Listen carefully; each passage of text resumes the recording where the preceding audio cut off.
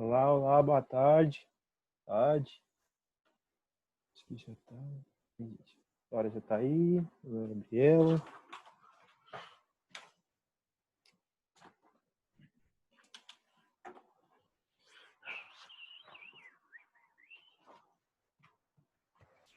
Boa tarde. Tarde.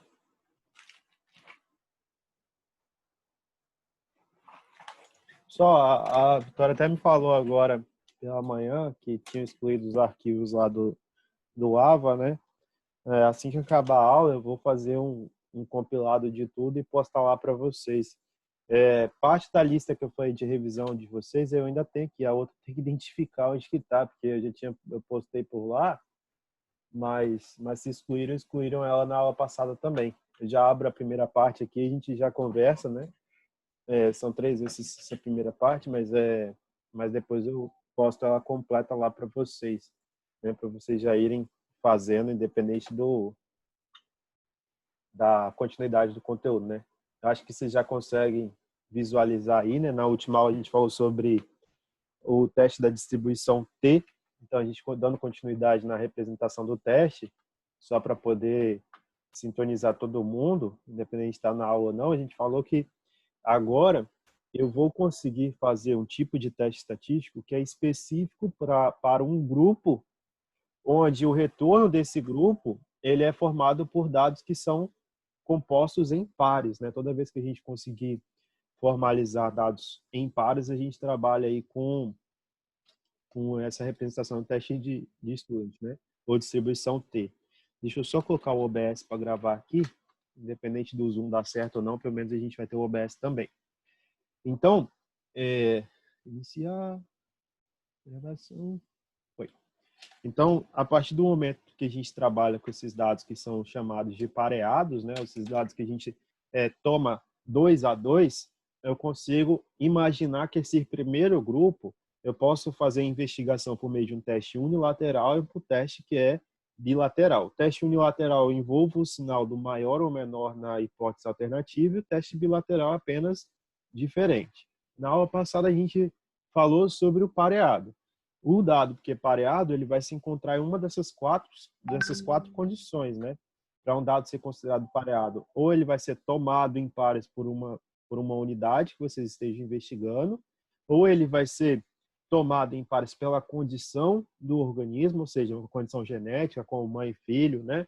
Como irmãos gêmeos, ou ele ainda pode ser tomado com a representação da variável que você controla, ou seja, você pode falar, se quiser interromper, tá? Ou você manipula o organismo para poder supor que aqueles dois elementos são similares. Quando a gente faz o comportamento desses dois indivíduos de comportamentos similares, a gente pode supor que os dois indivíduos vão reagir da mesma forma para uma determinada investigação. Foi o caso dos ratinhos, que a gente viu na última aula, né? E aí a gente finalizou a aula falando desse exemplo, que era justamente o voluntário. A gente tinha 9 voluntários que tomavam 2 drogas para o tratamento com bloqueador de tosse, né? Que justamente alterava o tempo de sono que esses indivíduos possuíam. Então, na aula passada, a gente finalizou a aula mostrando esse exemplo, onde 2 pessoas tomavam droga A e droga B, né? A partir essas 2 pessoas, né? Desses 2 grupos de pessoas que é o único grupo composto do indivíduo que toma a droga A, grupo 1, e indivíduo que toma a droga B, que é o mesmo indivíduo, apesar de ser o mesmo indivíduo que vai tomar essas drogas em tempos diferentes, né? Então, olhando para esse exemplo aí, a gente foi e executou, né, aquele teste que vocês já tomaram, que eu coloquei lá na pastinha de vocês, a gente foi e executou o teste do TED-Student, né, a representação final dele, fazendo essa continha, né, calculando aí o número total de pessoas, que eram 9 indivíduos, a média das diferenças entre as representações calculadas, tanto para o grupo de indivíduos que tomaram o elemento no tempo A e também tomaram aí no tempo B, que era respectivamente droga A e droga B, né, para o mesmo grupo de indivíduos. Então, nesse tipo de elemento eu configuro como sendo um dado pareado, então eu posso aplicar esse teste. O teste que a gente falou na última aula, ele se caracterizava por ser um teste mais simples, né, onde eu só conseguia fazer, só precisava de fazer a comparação do T, que era um T calculado, com um T tabelado. Esse T tabelado a gente consegue achar na tabela de distribuição T, que é essa aqui, né? Para uma representação bilateral com grau de liberdade 8, a gente foi e achou o valor do T. E aí a gente fez a comparação a partir daí, fazendo sempre a analogia de que se o valor calculado for maior do que aquele valor crítico, né, tabelado, eu consigo rejeitar a hipótese da nulidade. Então, diferente do valor P, que a gente tinha uma comparação onde o valor que eu encontrava calculado, né, deveria ser menor do que o nível de significância adotado, aqui, esse nível de significância a 5% traz um valor crítico. Ou seja, tudo que for acima desse valor a 5%, eu consigo falar que eu posso rejeitar a hipótese da nulidade. Tudo que for abaixo, eu não posso rejeitar. Então, esse valor T tabelado é como se fosse uma muralha que eu preciso de derrubar. E quando eu consigo derrubar aquela muralha, eu posso afirmar, né, que a hipótese da nulidade pode ser rejeitada. Lembrando a todos que a hipótese da nulidade é aquela que a gente busca sempre rejeitar, né? Porque se eu consigo rejeitar a hipótese da nulidade, automaticamente eu estou indo a favor da hipótese alternativa. Aí, só para poder evidenciar isso no teste, nessa lista de revisão, como foi para vocês, eu vou resgatar ela toda hoje e postar nessa nova semana que eu criei lá, né? Acredito que devam ter excluído para poder dar espaço ou alguma coisa assim, ninguém comunicou nada, né, para gente, mas se a gente for olhar para essa questão 1 aqui, por exemplo, deseja-se investigar o efeito do álcool sobre o reflexo na direção. Uma amostra de 10 motoristas, tem um percentual já o N, né? Eu poderia configurar aí direto, falar que o valor do N já estava indicado, sendo o próprio 10, né? Então já vim aqui na minha anotação e coloco aqui, ó, o número total da minha amostra de N é igual a 10 motoristas, né? E aí vou lá e continuo fazendo a leitura. E que foi, câmera, que você tá assim hoje? Você tá de brava comigo hoje? Tá, funciona. Por favor. Eu, hein? Loucura. Ah, funcionou. Funcionou.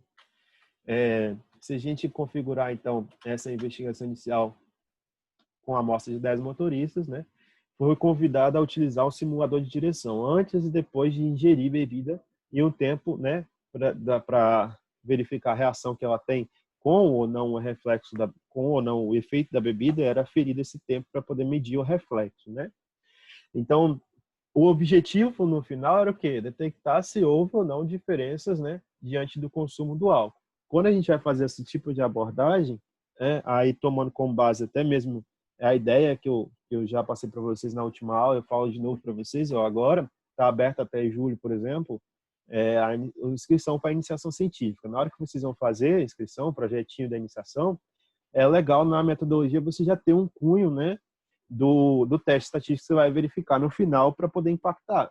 Isso porque quando a gente vai montar o projeto, se a gente já tem uma ideia de que eu preciso de montar um teste estatístico no final para poder validar os meus dados, o nosso projeto fica com um impacto maior. Claro que se vocês forem montar o projeto, não necessariamente vocês precisam de dizer, né, qual teste estatístico você vai aplicar, mas você pode informar que serão realizados testes estatísticos com base nisso, com total de amostra e tudo mais. Pode fazer isso até mesmo com um projetinho. Então, bati o olho nessa ideia aqui, por exemplo, e já consigo formular. Opa, eu tenho que tomar duas decisões quanto ao objetivo principal. Qual que é o objetivo principal? Detectar se há diferença entre o consumo de álcool ou não, né? Para o reflexo, o tempo de reflexo das pessoas, né, dos motoristas. Então, se a gente fosse configurar isso, a primeira etapa que eu deveria construir aqui seria quem? Determinar H0 e determinar o H1, né?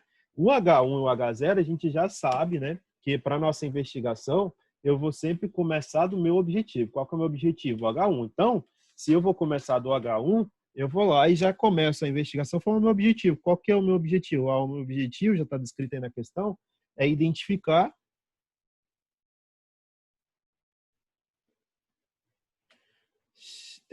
se há, né, se existe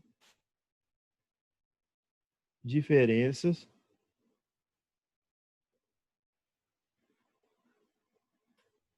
quanto ao reflexo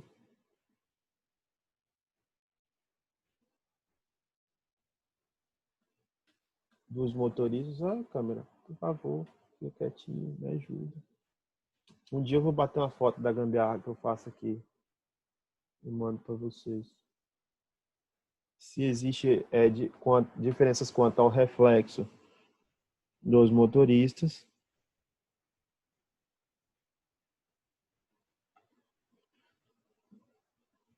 que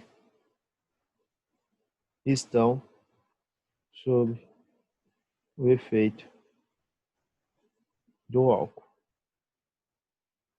Então eu posso falar, né, que existe diferença aí de fato entre as pessoas que estão sob efeito do álcool ou não. Quando eu vou para H0, né, o meu objetivo é falar o contrário, ou seja, não existe diferença quanto ao reflexo, né,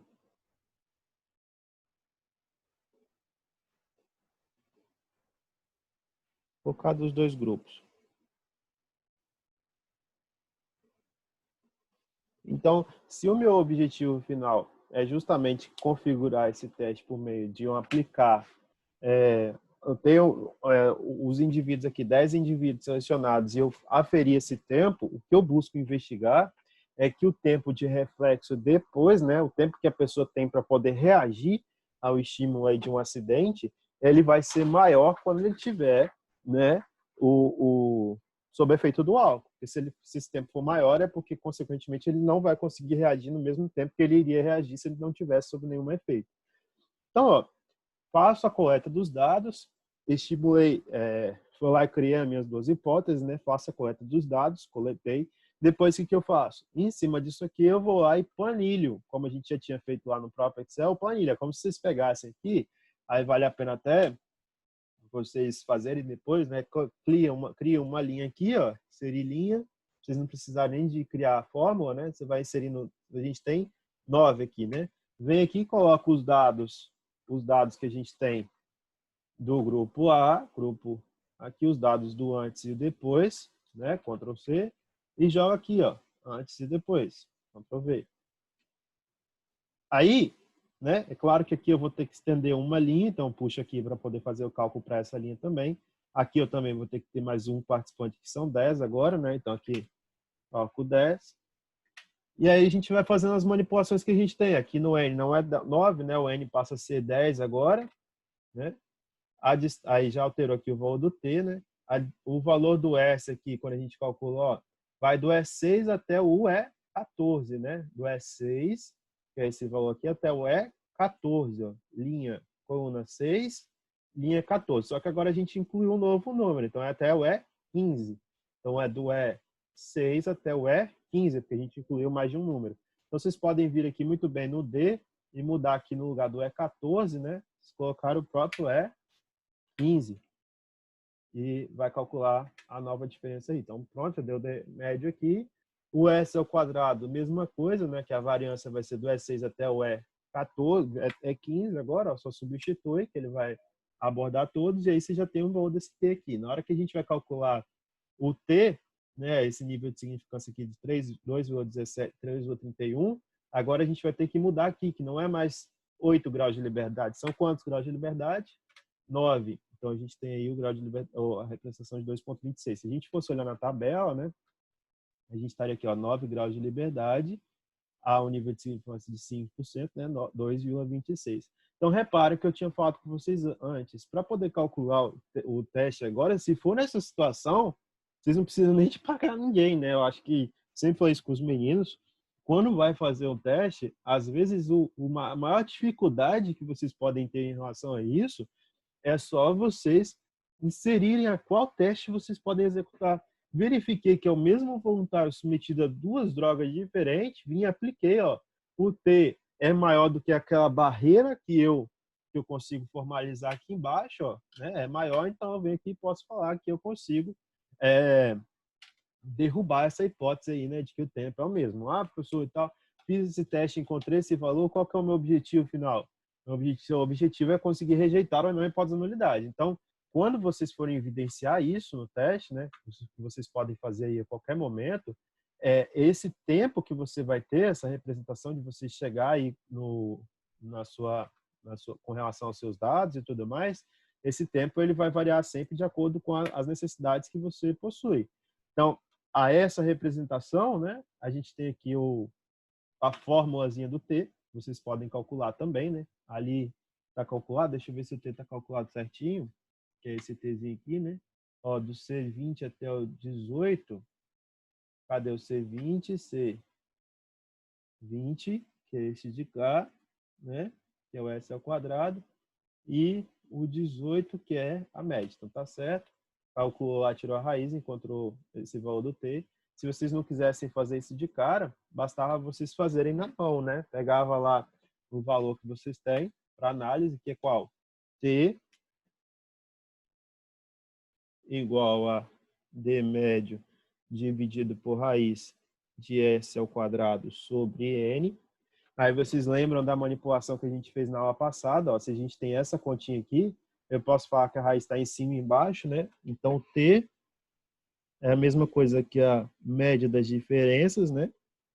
Dividido raiz quadrada de S ao quadrado dá o próprio S. S dividido por raiz de N.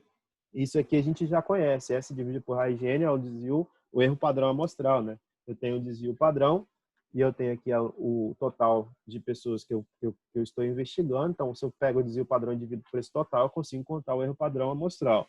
Esse valor de T é justamente o T que a gente calcula para poder fazer o teste estatístico, que é esse aqui. E esse Tzinho aqui que a gente compara na tabela. Então, para poder aplicar esse teste, né, tem duas formas. Vocês fazem na mão, usando aquela formazinha que a gente já viu, vocês abrem lá a tabela que a gente estava investigando e vai fazendo os cálculos, tá? Faz as manipulações corretinhas, né, para a gente conseguir ter o valor do cálculo correto, coerente. Fazendo esse tipo de abordagem, vocês vão perceber, né, que a gente consegue comparar esses dois grupos e fazer esse teste. O exemplo que a gente viu na aula passada seguia a mesma abordagem que a gente já tinha visto, mas aí a gente, para poder retomar, estabeleci as duas hipóteses, estabeleci o nível de significância da pesquisa, 5, 10 ou 1%, né? 2, 3, independente do nível que você estabelecer, vai ter que ser no início da pesquisa. Quando você calcula, né, o teste do T, faz a representação do teste da distribuição T, esse valorzinho do alfa, né, é o que vai configurar a coluna que você vai encontrar esses dados. Ah, professor, encontrei na internet uma tabela de distribuição T completa, com valores lá gigantes, com números que vão até infinito, né, até 1.000, 2.000, 3.000. Posso usar? Pode. A tabela de distribuição T, ela não é só uma única tabela, ela tem os mesmos dados, só que ela é bem extensa, né? Quando a gente vai calcular isso aí para os dados normais, a gente pode encontrar essa tabelinha de diversas formas. Então, eu até no exercício de vocês aqui, eu acho, não é esse não. Esse aqui foi do TAC do mês passado. Cadê o outro? Eu até aqui, eu acho que coloquei, aqui, ó. Você tem ela mais elaborada, aqui a mesma coisa, 2,36, 1,18, 1,86, que é a mesma tabelinha que a gente tem ali, está trabalhando. Só que aqui só tem os graus de a representação do teste bilateral. Então, falando que a gente já tinha retomado da aula passada, se vocês precisarem de fazer o teste unilateral, a única diferença que vocês vão ter na busca do teste é que vocês não vão buscar pelo mesmo nível de significância. Para o teste unilateral, o nível de significância vai ser sempre o dobro, né? Então, se eu estou a 5% e meu teste ele não é bilateral, unilateral, não vou calcular, não vou observar nessa coluna aqui, eu vou observar nessa coluna aqui. Se eu estou com um nível de significância de 10%, eu não vou observar nessa, eu vou observar nessa, assim por diante. Então, tendo esse tipo de abordagem, a gente não tem problema nenhum quanto ao vínculo que a gente vai trabalhar com dados pareados. Então, olhando desse ponto de vista mais macro, tendo uma maturidade aí de uma semana de discussão e tudo, né? Vocês já podem ter essa abordagem na cabeça de vocês bem fixa. Para eu configurar como dado pareado, eu tenho que ter ou dois indivíduos tomados em pares, né, por alguma semelhança genética, ou dois indivíduos manipulados para que o tratamento seja acordado, né, que o tratamento se tenha o mesmo efeito sobre os dois indivíduos. E em ambos os casos, eu caracterizo aquela amostra como sendo um único indivíduo, apesar de estar em corpos distintos, né? Eu penso no par como sendo um par que vai ter reação similar. Porque não adianta nada eu comparar o efeito que o meu organismo pode ter com um tipo de medicamento com o organismo de qualquer outra pessoa que eu não tenho controle sobre as comorbidades que essa pessoa pode ter, as doenças, né, que de fato pode ter alguma influência sobre aquele medicamento que você está tomando, pode ter algum tipo de efeito colateral ou alguma manipulação que você não pode comparar de forma devida. Então, para dados pareados, a gente pode fazer essa abordagem. Qual a abordagem? Calcular a média das diferenças, calcular a variância, achar o valor T e comparar esse valor T calculado com o valor T tabelado. Se o valor T calculado for maior do que o valor T tabelado, é porque, de fato, há evidências estatísticas que me permitem rejeitar a hipótese da nulidade. Se o valor T calculado não for maior do que o valor T tabelado, eu estou abaixo daquela barreira crítica e aí eu não posso rejeitar a hipótese da nulidade. Em contrapartida, como a hipótese da nulidade é justamente a hipótese que fundamenta aquilo que eu estou querendo investigar, quando a gente não consegue derrubar essa hipótese, é porque o nosso trabalho não consegue ter significância estatística quanto ao objetivo final dele. Nosso objetivo, no independente do fecho da nossa pesquisa, é derrubar a hipótese da nulidade, sob qualquer nível de significância, mas derrubar. Por isso que, em muitas circunstâncias, né, vocês podem até verificar isso nos artigos, quando vocês estiverem fazendo essa busca. Eu acho que agora, né, vocês vão conseguir ter esse ponto mais crítico com relação a isso. Às vezes os autores apresentam uma tabela sobre diversos parâmetros, né, que eles podem estar investigando. Então aqui, vamos imaginar que está sendo investigado várias faixas de parâmetros, né?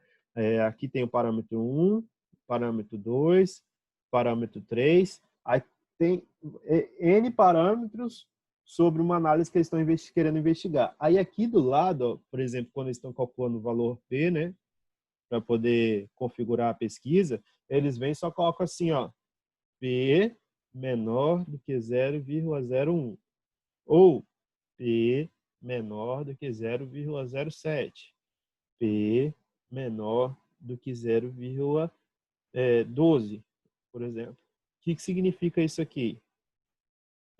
Quando eu faço esse tipo de configuração, indicar aqui de fato qual que é o nível de significância abordado pela minha pesquisa, ao invés de simplesmente rejeitar quando é maior ou menor do que 5%, eu falo, se eu fizer isso aqui, que a minha pesquisa para esse parâmetro 1, ela tem apenas um erro, né, reduzido, um erro menor do que 1%. Agora, para esse segundo parâmetro, eu posso rejeitar a hipótese de nulidade quando eu assumir o erro menor do que 7%. Na terceira instância aqui, eu posso ir lá e aceitar e rejeitar a hipótese de nulidade se eu aceitar o erro de 12%.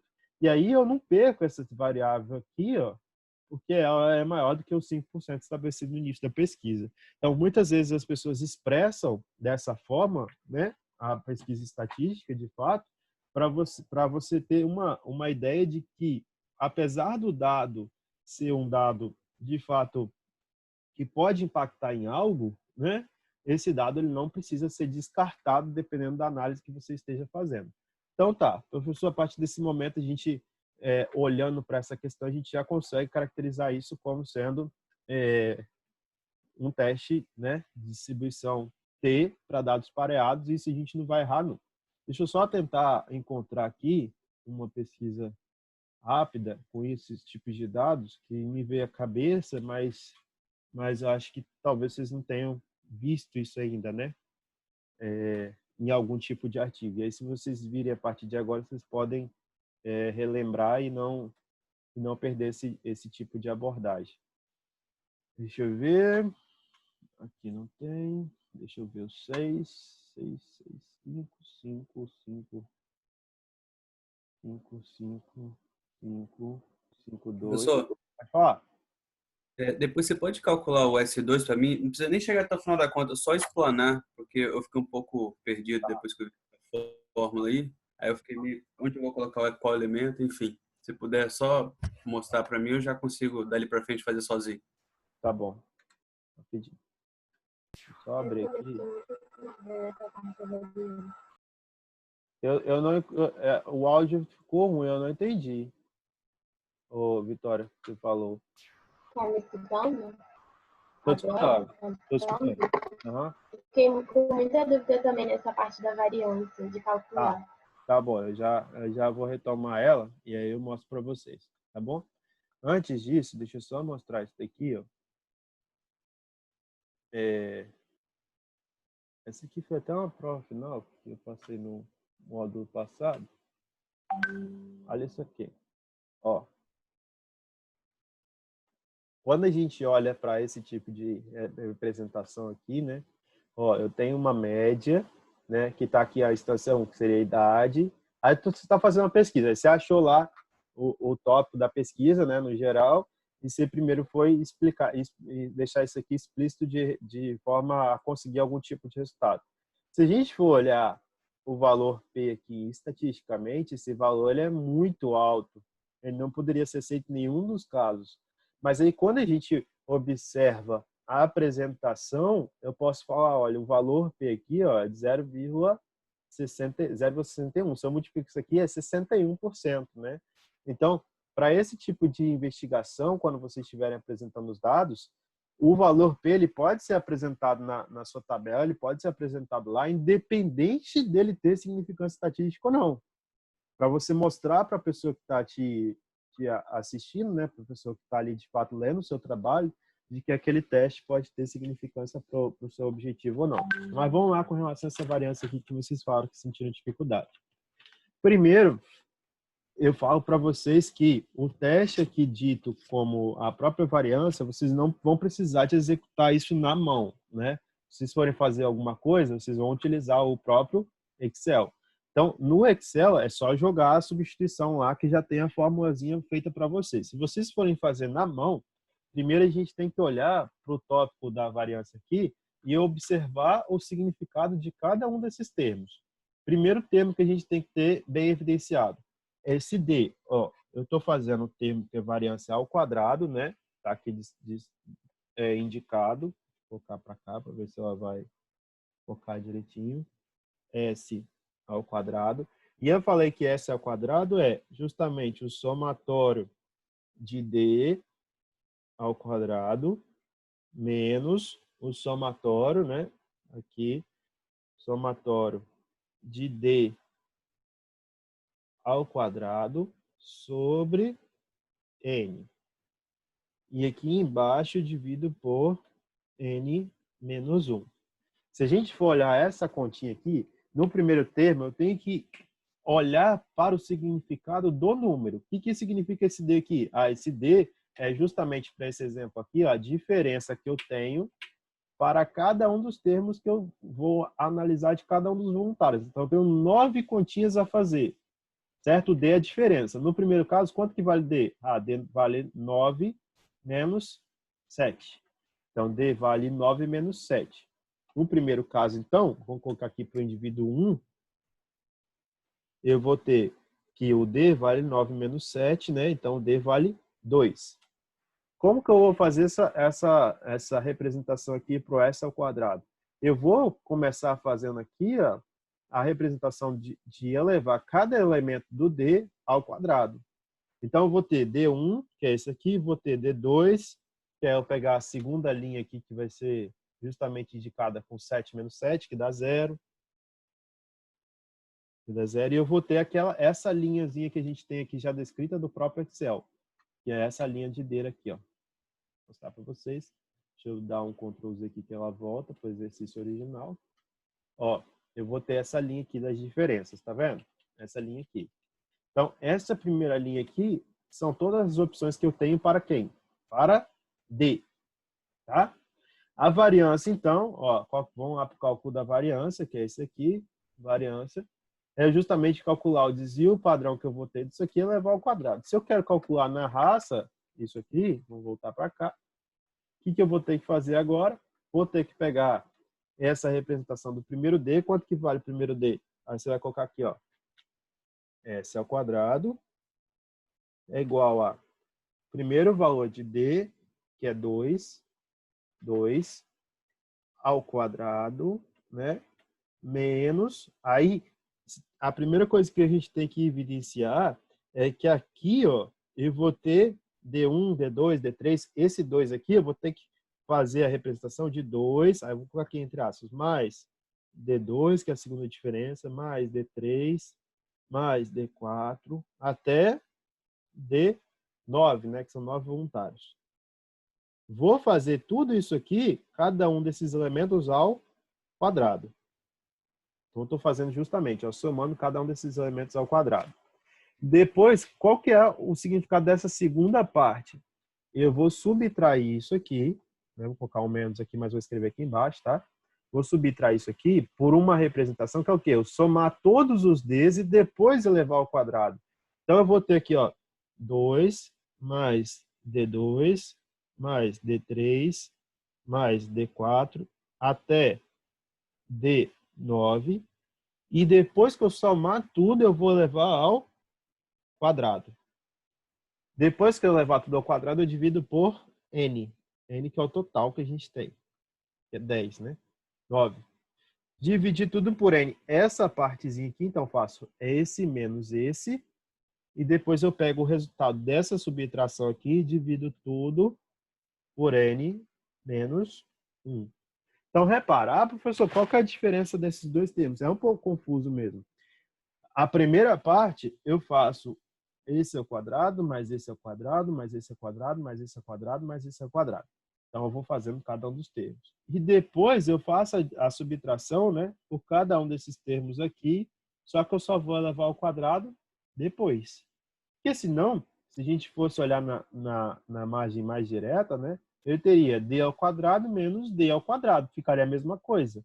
Mas, ó, o parênteses fala soma de todas as diferenças que você possui e depois diminui por N. Então, você vai fazer isso, ó, dividir por N. Ah, professor, eu quero fazer de forma diferente. Qual seria uma forma mais fácil de eu fazer isso aqui? Né? Olhando para esse exemplo aqui, ó, qual seria a forma mais fácil? Você sabe que você tem 9 diferenças, né? Pega a primeira diferença. Vai lá e faz a primeira diferença. Então, S ao quadrado vai ser igual à primeira diferença. O que é a primeira diferença? A primeira diferença é o somatório que eu tenho da primeira diferença, que é D1. Então, eu vou fazer D1 ao quadrado, né? Só D1 ao quadrado. E depois eu vou subtrair D1 ao quadrado por todos os elementos que eu tenho, que é D1 até D9 ao quadrado dividido por N. E depois eu divido isso aqui por N menos 1. Se você entender dessa forma aqui, ó, você pode fazer esse somar com D2, somar com D3, somar com D4 até o D9. Só que eu não quis passar isso aqui matematicamente direto para vocês, porque na prática, né, quando a gente vai executar, foi isso que eu falei com vocês, na prática, vocês conseguem vir aqui na variância e usar uma fórmula aqui, ó, desvio, DESV, PAD de padrão, desvio padrão ponto A, que é esse primeiro tipo de desvio padrão que a gente vai calcular, e vocês vão fazer do E6 até o E14. Então, o que vai ser? Do E6 até o E14, eu vou pegar, ó, eu quero o desvio padrão das diferenças, né? Então, eu vou pegar da linha 6, coluna E, que é o 2, até a linha 14, coluna E. E vou fazer o quê? Que é o resultado aqui do S, ó. Vou calcular o desvio padrão. Só que a gente sabe, né, por analogia já das aulas passadas, que o desvio padrão,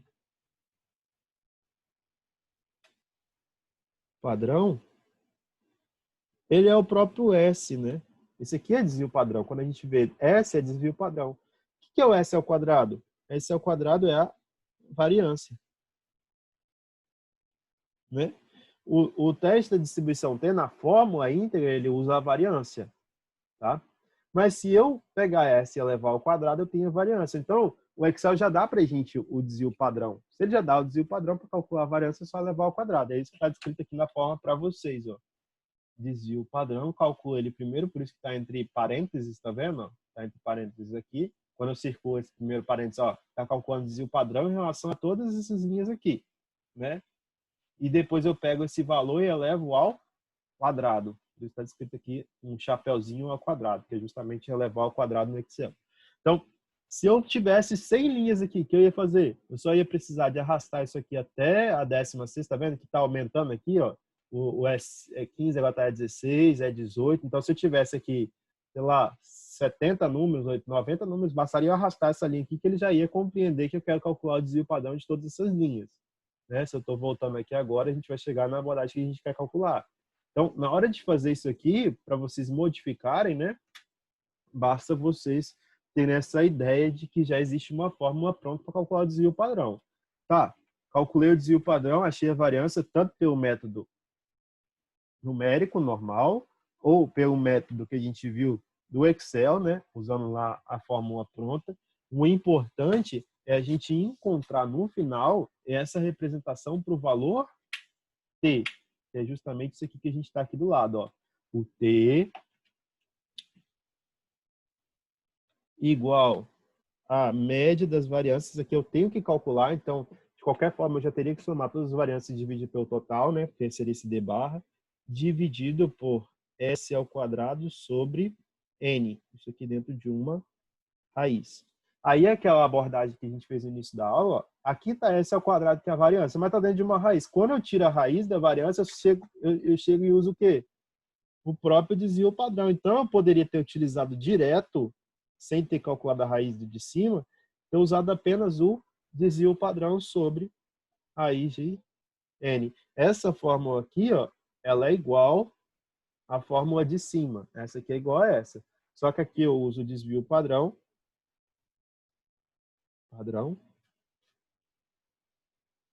E aqui eu uso a variância.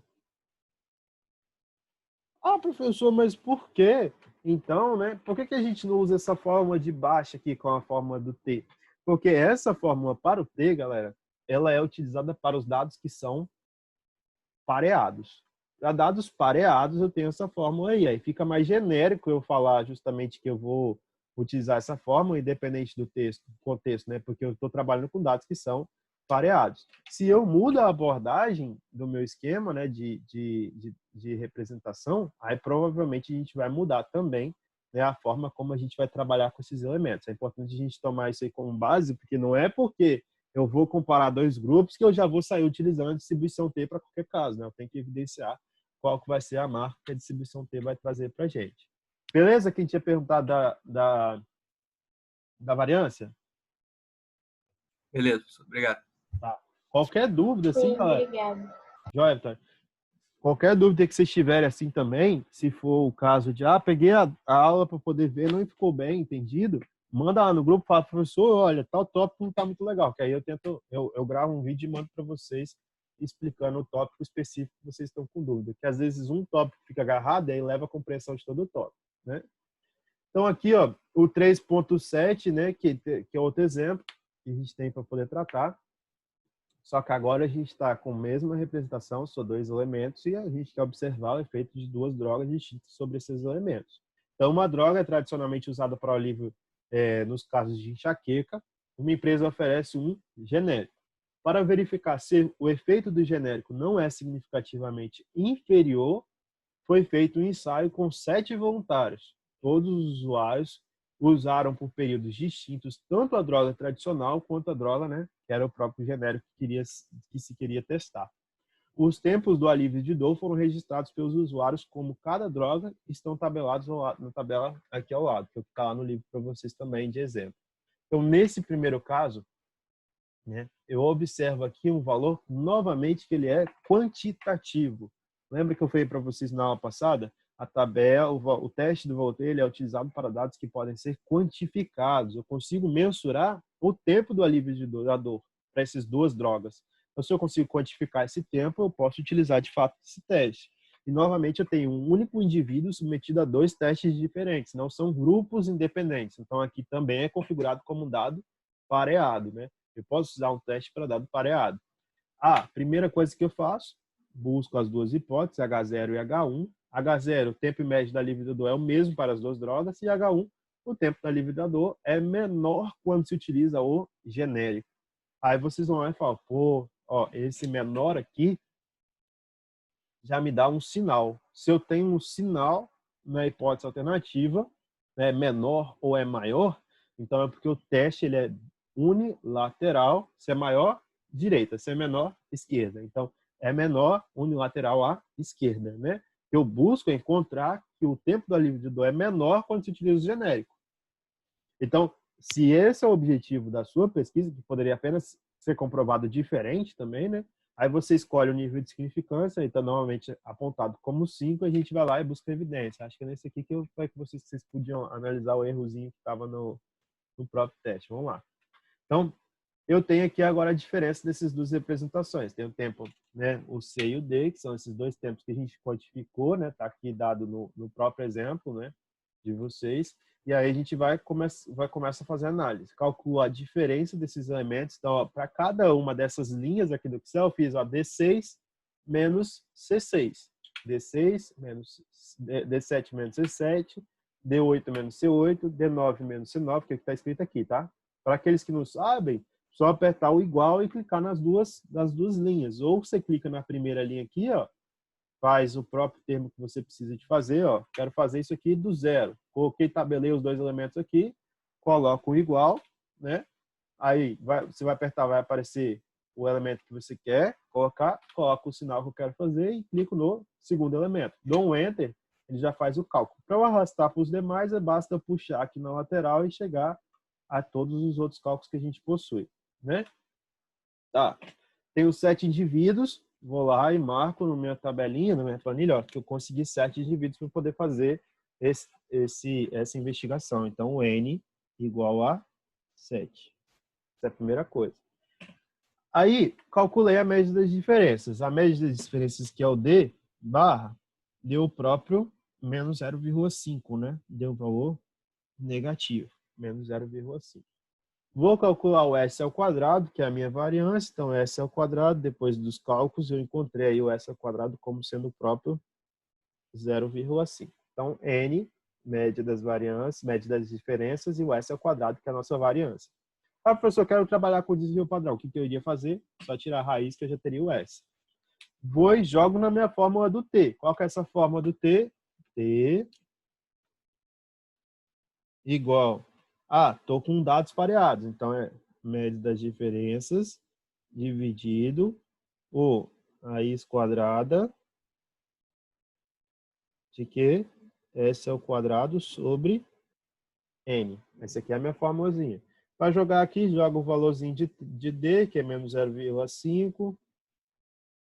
Joga o valor do S aqui dentro da raiz, né?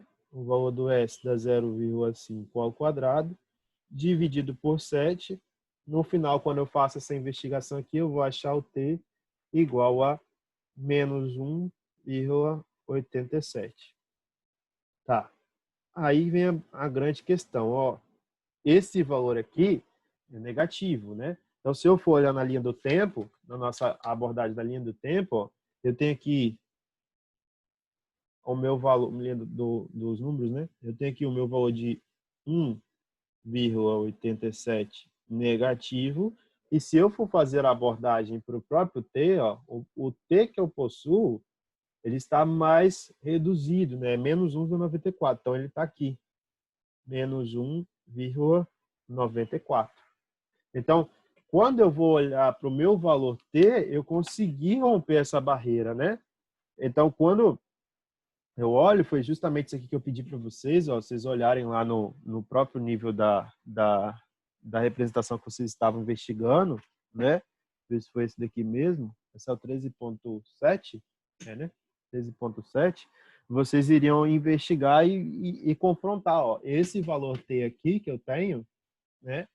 De fato, ele tá aqui com uma representação que é superior à abordagem, que está para cá, né? Só que quando eu vou olhar para os meus dados pareados à direita, que é a abordagem que vocês deveriam fazer, na minha representação, o dado que eu deveria encontrar, ele deveria ser superior à base. Só que o superior aqui no extremo, que seria justamente a investigação superior, não é 1,87, né? Não é esse menos 1,87. Por quê? Imagina que esse valor aqui fosse positivo. Ó, vamos olhar a nossa abordagem aqui. Se isso aqui fosse positivo, e a gente estivesse buscando justamente a curva no final, os elementos estão acima da curva, 1,87, esse aqui fosse o meu valor aqui do elemento, esse valor aqui ele deveria ser maior do que quem? do que 1,94, né? Como base.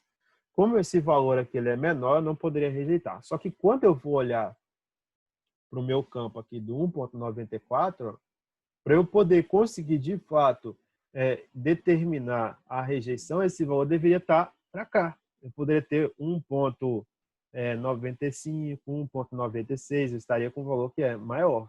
Então, nesse caso aqui, não caberia a gente conseguir rejeitar a hipótese da nulidade. Aí você fala, tá, professor, mas a gente está trabalhando com um dado que ele é unilateral à direita, né? A gente vai fazer a busca na nossa tabela, olhando a nossa representaçãozinha aqui, ó. Deixa eu abrir a tabela aqui. Quanto que a gente colocou lá? O T 1,94. Justamente que a gente vai encontrar a 1,76, 1,94. Tá aqui, ó. 7, né? Então, tem 7 pessoas, são 6 graus de liberdade. Aí vocês encontram aqui 1,94 nesse termo. Aí a primeira coisa que vem é aquela comprovação que a gente falou na última aula. Se o teste ele é unilateral, a busca, apesar de ter ser 5% de significância, eu vou buscar pelo dobro do elemento, né? Então, não é a 5% que eu vou encontrar. Se fosse a 5%, seria 2,47. O valor que eu tenho que buscar é 1,94, porque o meu nível de significância não procuro por 5, eu procuro pelo dobro, que vale quanto? 10. Então, há 10% de significância e 6 graus de liberdade, porque 6 graus de liberdade, porque eu tenho 7 elementos de variáveis agora, então, se eu tenho 7, eu posso buscar 6, que são os níveis possíveis, né, que eu conseguiria migrar a partir desses elementos. Então, o grau de liberdade é n-1, 7 menos 1, 6, eu vou buscar justamente aqui a 1,94. No final, quando a gente faz essa investigação para o nosso caso, do exemplo, nesse exemplo aqui do dado pareado, então, o que vai me dizer se eu vou rejeitar ou não, também pode vir da hipótese que a gente vai chamar de H1. Porque o H1, quando eu encontrei aqui, ó, eu falei que o tempo de alívio de dor é menor, mas se eu tivesse falado apenas que era diferente, se eu falasse que era apenas diferente, aí a busca que eu ia fazer aqui, ó, já seria mais satisfatória com relação à nossa análise, porque a busca que eu encontrar aqui, no 6 a 5%, seria 2,47. Aí você pensa com relação a essa investigação, né, 2,44, fala, opa, esse valor já é maior do que o próprio valor que a gente encontrou aqui, que é o de 1,94. Então, se eu estivesse fazendo essa busca, esse valor seria maior do que o elemento que a gente está, de fato, calculando lá para a nossa abordagem. Então, quando a gente trabalha com a investigação do valor tabelado e o valor calculado em si, a gente sempre tem que lembrar desse detalhe com relação ao nível de significância, esse alfa. Esse alfa ele não corresponde ao valor que você vai buscar se o teste for unilateral. Ele só vai corresponder ao mesmo valor se o teste for bilateral, tá? E aí, quando você termina a execução, você consegue fazer essa comparação, pode ficar aquela dúvida, tá, professor?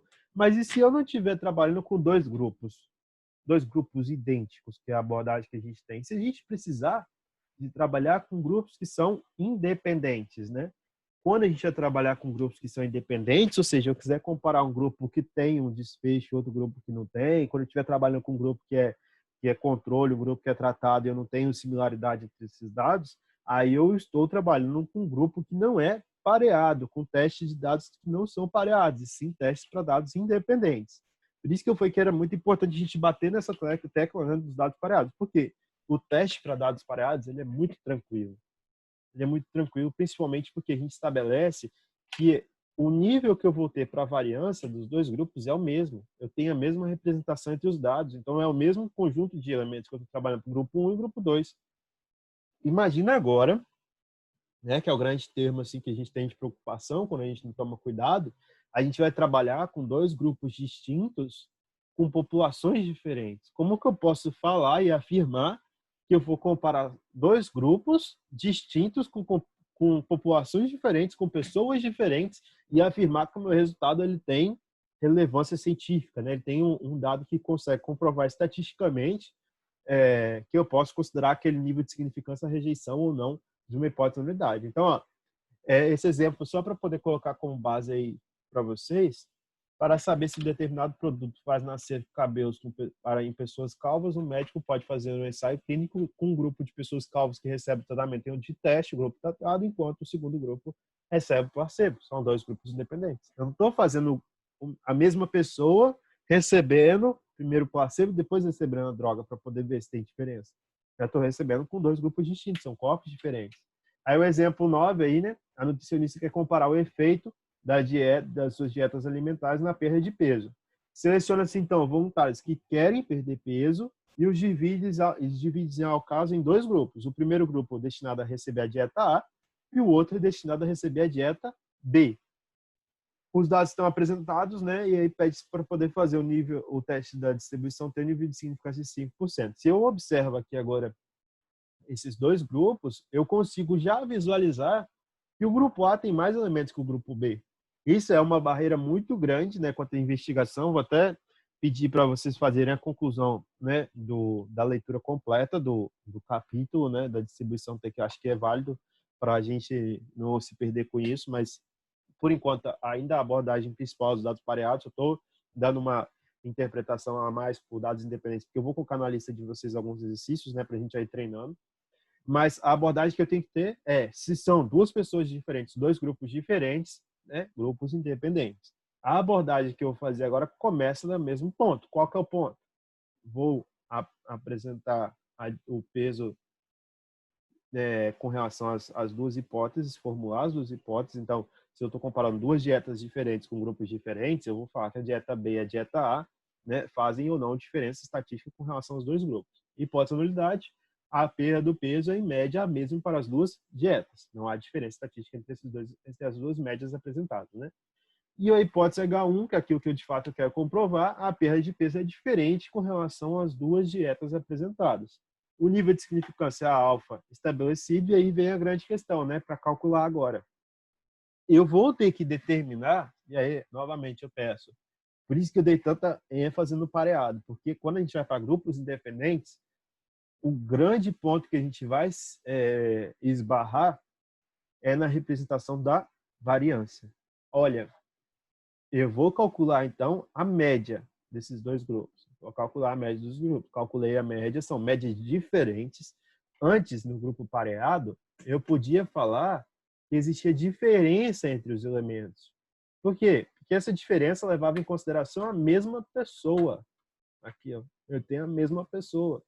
Agora eu não posso calcular mais a diferença porque eu não tenho mais a mesma pessoa. São diferentes, são pessoas diferentes, são grupos diferentes. Então tem que calcular a média do grupo. Então eu calculo inicialmente a média do grupo 1, seria x1, faço o cálculo de tudo e armazeno e calculo a média do grupo 2, x2. Tendo isso aí em mãos, né, absorvendo esse primeiro fato que eu tenho dois grupos a ser analisados, o que eu vou fazer? Vou calcular a variância para os dois grupos também. A variância com relação a esse termo aí, vou fazer a variância normal. Repara que é o mesmo cálculo, só que aqui não é mais D, que é X, né? Então, vou calcular a variância para o grupo 1 e a variância para o grupo 2. Então, vai ter S1 e vai ter S2, né? S2G. Então, no segundo termo aqui, quando eu vou calcular o segundo S, né, eu vou ter duas variâncias para esses dois grupos. Calculei as duas variâncias, que eu faço? Calculo uma variância ponderada. Aí essa variância ponderada que a gente vai analisar vai levar em consideração S1 que eu calculei e S2. O que eu faço, então? Vem aqui, ó, tendo o número de população da primeira população, o número da variância do primeiro grupo, o número da amostra do segundo grupo, o número da variância do segundo grupo. Faça esse cálculozinho, N1, N2, amostra da primeira, amostra da segunda, diminuo por 2, porque agora são duas. Se para uma variância, né, o grau de liberdade era N-1, então agora para duas vai ser N-1 e N-1. Então, N-2. Primeiro N, N1, segundo N, N2.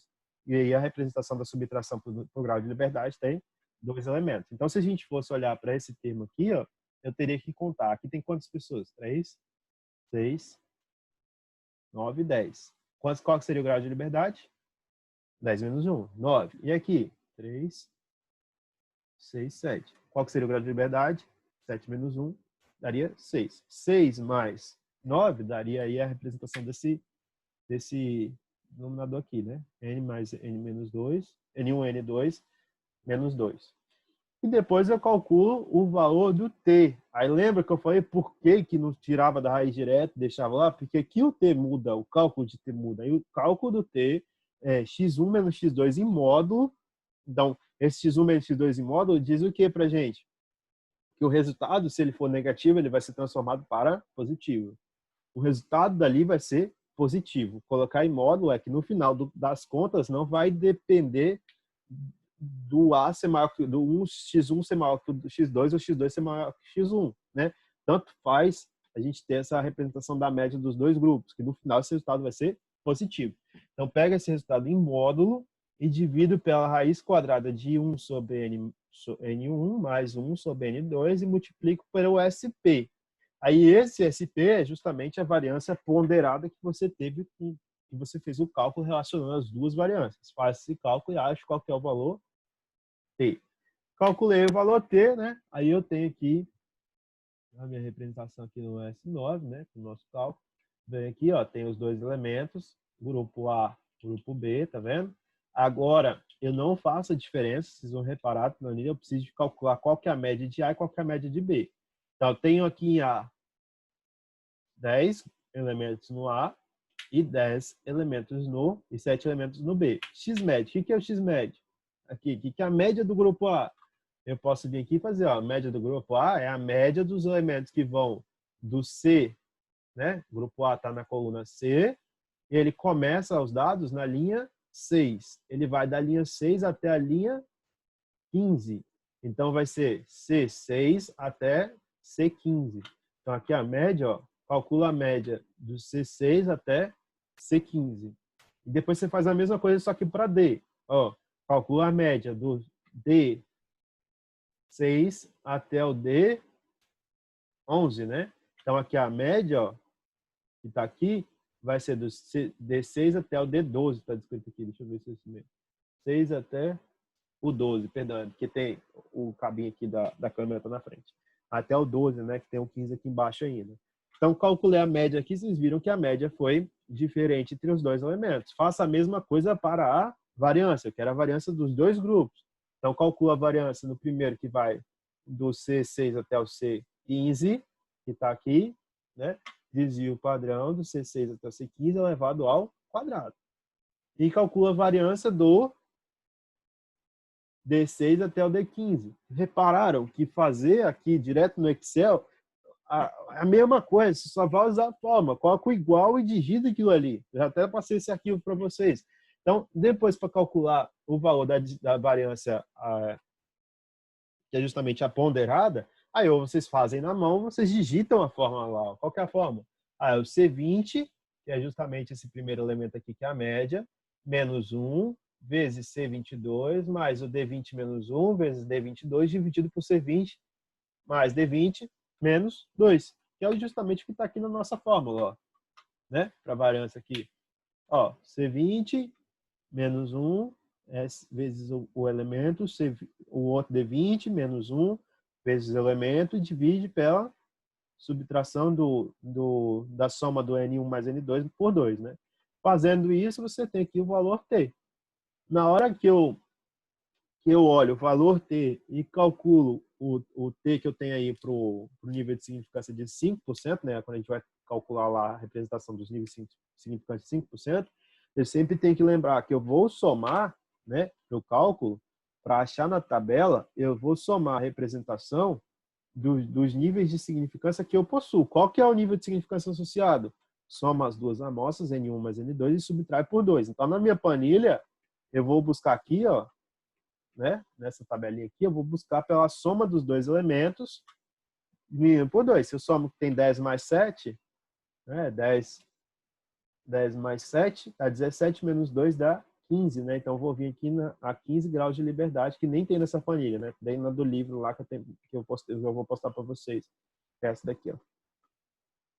Aqui, vocês vêm a 15, aí vocês vão achar a 5%, que é o nível de significância. Aqui vocês vão achar o valor de 2,5%. 131. Aí esse valor aqui é justamente esse valor que é o valor crítico, é o máximo valor que vocês possuem para poder romper e realmente rejeitar a hipótese da nulidade. O meu valor, ele é maior que o valor crítico? É. Se o meu valor do ter calculado é maior do que o valor crítico, o que eu faço? Vou lá e rejeito a hipótese da nulidade, que é justamente isso aí que a gente faz. Como o valor T calculado é em um valor absoluto, quando a gente fala valor absoluto, é que está em módulo, tá? É superior ao valor T encontrado na tabela T de Student para o grau de liberdade 15, que é 10 mais 7 menos 2, ao nível de significância de 5%, então podemos rejeitar a hipótese de que a perda de peso com as duas dietas sejam, em média, iguais a 95% de confiabilidade. Então, reparem, esse próprio texto que eu vou deixando aqui para vocês, né, galera, como uma forma de treinamento, até, é uma forma de evidenciar para vocês como vocês poderiam apresentar o resultado de uma pesquisa. Na hora que vocês terminam a execução do teste, vocês têm um padrão para apresentar essa execução. Então, esse padrão poderia ser representado dessa forma também. Ou você vai lá, faz o textinho evidenciando o teste, configurando e mostrando qual foi a configuração que você utilizou. Então, estou com um grau de liberdade tanto, de acordo com a população que foi essa. O nível de significância foi tal e a confiabilidade foi tal. Então, com base nesses dados, eu posso rejeitar a hipótese da nulidade. Ah, e se fosse diferente? Se fosse 10%? Aí eu tenho que mudar o teste por completo e provar novamente que com 10% teria um valor diferente, com 8% teria um valor diferente, com 1% assim por diante. Então, novamente, para testes independentes, né, a gente faz essa investigação e o que vai mudar? A gente muda a forma como eu vou mostrar esses dados. Se eu vou mostrar com relação a testes de dois grupos independentes, eu sei que eu tenho duas médias diferentes, eu sei que eu tenho duas variâncias diferentes, então eu tenho que calcular a média do grupo A, tenho que calcular a média do grupo B, variância do grupo A, variância do grupo B, e depois usar esses dois elementos para calcular a variância ponderada, e com a variância ponderada eu vou entrar no teste da distribuição T, com as duas médias, média do grupo 1, média do grupo 2, as duas populações, população do grupo 1, população do grupo 2, multiplicado aqui pela variância, e a raiz você tira depois que executar todas as continhas, né? Faz aqui 1 sobre N1 mais 1 sobre N2, multiplica por esse S, depois você tira a raiz, que vai ser de fato que você vai dividir aí do elemento que seria esse valor T que a gente está calculando a partir daí. Beleza? Assim, eu acredito que com essa lista que eu vou postar para vocês já vai ter um pouco mais de confiança para vocês executarem o teste, para a gente continuar debatendo isso, né? Eu vou resgatar e vou postar lá naquela semana assim que eu criei lá, não sei porque que excluíram, vou até avisar para o pessoal, mas assim que eu postar a gente vai discutindo esses valores a mais aí com vocês. Beleza? Joia? Todos tranquilos? Alguém aí? Deixa eu ver. Alessandra, Amanda, Ana Gabriela, Camila, Caroline, Marília, Rayane, Renato. Pô, esses nomes, André, esses nomes estão sempre aí na aula, né? Então, eu espero que esteja tudo fluindo. Pessoal, boa tarde então a todos. Qualquer dúvida que vocês tiverem, vocês postem lá no grupo. Eu vou já mandar a aula daqui direto para o YouTube agora. Assim que eles terminar de fazer o upload, eu mando para vocês lá e eu sigo à disposição. Joia, boa tarde aí, pessoal.